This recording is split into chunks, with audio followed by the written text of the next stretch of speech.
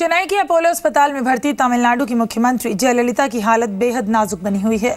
कुछ देर पहले चेन्नई के अपोलो अस्पताल के एग्जीक्यूटिव डायरेक्टर संगीता रेड्डी ने ट्वीट कर कहा कि उनकी तमाम कोशिशों के बावजूद जयललिता की हालत गंभीर बनी हुई है।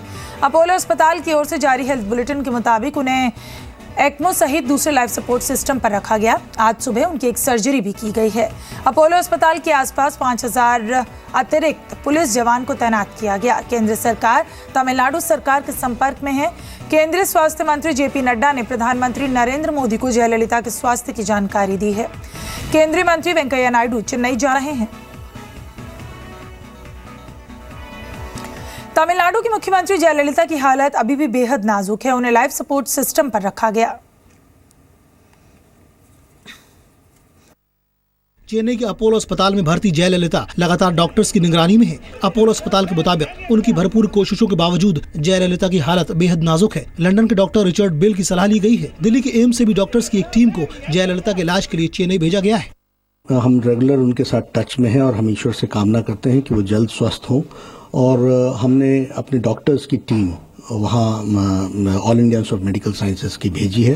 Public want to know whether she is alive or not. This was the question nobody want to raise because they are afraid. I was the only person who raised before 1 month. That's why the Apollo Hospital gave one statement about her health. रविवार शाम जयललिता को Apollo अस्पताल में दिल का दौरा पड़ा।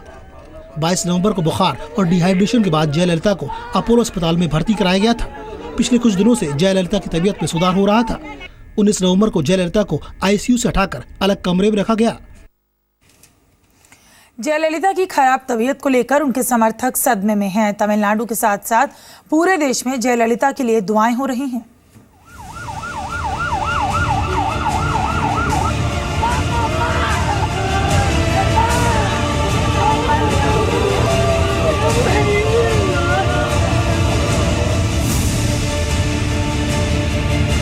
जयललिता की हालत नाजुक।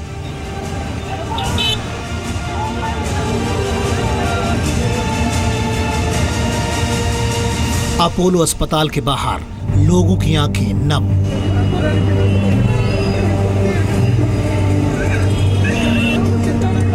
सभी को इंतजार है कि अगला जो बुलेटिन होगा अपोलो हॉस्पिटल से तो वो कब आएगा। अम्मा की सलामती के लिए प्रार्थना।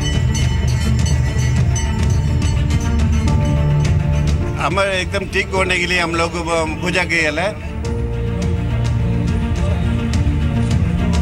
अम्मा जल्दी से जल्दी ठीक होना चाहिए, तो पब्लिक के लिए अच्छा करना चाहिए। इसके लिए हम लोग इधर आके हम लोग ये कर रहा हूँ।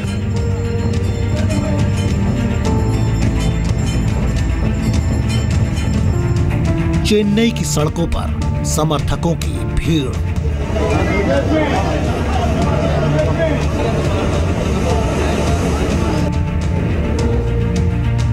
पुलिस की छुट्टियां रद्द, अस्पताल के बाहर सुरक्षा।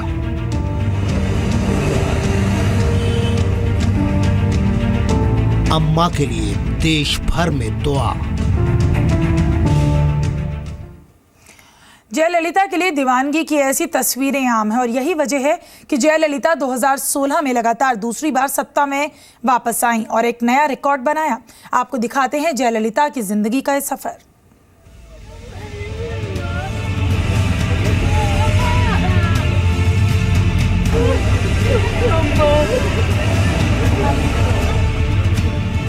तमिलनाडु के सीएम जयललिता के लिए दीवानगी में ऐसी तस्वीरें आम हैं और इसी दीवानगी की वजह से जयललिता ने 2016 में लगातार दूसरी बार सत्ता में वापसी का रिकॉर्ड बनाया। कहा जाता है कि जयललिता को सियासत में कोई दिलचस्पी नहीं थी, बल्कि वो तो एमजीआर यानी एमजी रामचंद्रन थे जिन्होंने जयललिता की राजनीति में एंट्री करवाई। 1965 से 1972 के दौर में उन्होंने ज्यादातर फिल्में एमजी रामचंद्रन के साथ की। जयललिता और एमजीआर की जोड़ी 28 फिल्मों में साथ दिखी। इस दौरान जयललिता अन्ना द्रमुक के संस्थापक एमजी रामचंद्रन के करीब आ गई। एमजीआर तमिल सिनेमा के सुपरस्टार थे और तमिलनाडु की सियासत में बड़े नेताओं में शुमार होते थे। एमजी रामचंद्रन के साथ 1982 में राजनीतिक करियर की शुरुआत की। करुणानिधि की पार्टी द्रमुक से टूटने के बाद एमजीआर ने अन्ना द्रमुक का गठन किया। 1983 में एमजीआर ने जयललिता को पार्टी का सचिव नियुक्त किया और राज्यसभा के लिए मनोनीत किया। एमजीआर के निधन के बाद जयललिता 1987 में पूरी तरह से उभर कर सामने आई। जनता के बीच अपनी मजबूत पकड़ पर आने के बाद जयललिता पहली बार साल 1991 में तमिलनाडु के मुख्यमंत्री बनी। हालांकि साल 1996 में हुए विधानसभा चुनाव में उन्हें हार का मुंह देखना पड़ा, लेकिन तब तक जयललिता एक मजबूत राजनीतिक हस्ती बन चुकी थी। 2001 में फिर एक बार मुख्यमंत्री बनने में सफल हुई। भ्रष्टाचार के मामलों और कोर्ट से सजा होने के बावजूद वो अपनी पार्टी को चुनाव में जिताने में कामयाब रही।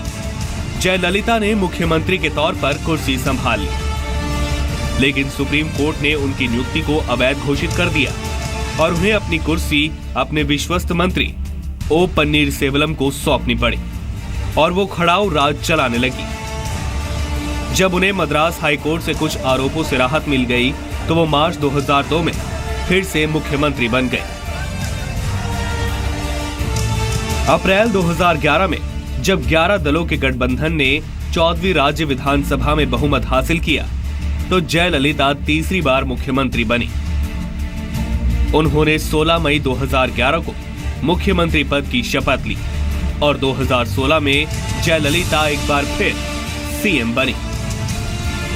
लेकिन सीएम बनने के कुछ दिन बाद से उनकी तबीयत खराब रहने लगी। ब्यूरो रिपोर्ट, जी मीडिया।